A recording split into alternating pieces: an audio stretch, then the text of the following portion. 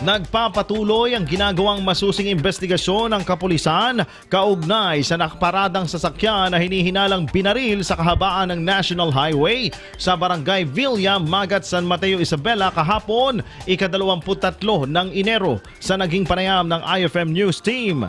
Kay Police Major Danilo Aggabaw Malab, officer in charge ng San Mateo Police Station, ang nabanggit na sasakyan ay pagmamay-ari ni Marlon Tutaan na napag-alamang kumakandidato bilang sangguniang bayan sa bayan ng Ramon, Isabela.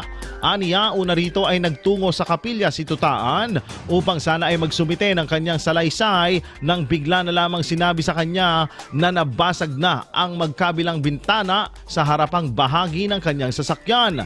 Ayon sa witness na kinilala sa pangalan lamang na JR, isang itim na kotse umano ang nakita nitong huminto sa kinaroroonan ng sasakyan ng biktima at biglang nasundan ng pagsabog na hindi pa malaman kung saan galing. Sa ngayon, hinihintay na nila mula sa forensic unit ang resulta ng mga nakumpiska mga ebidensya at sinusubukan na rin na makahanap ng CCTVs malapit sa lugar na maaaring makatulong upang posibleng gumawa nito. IFM News.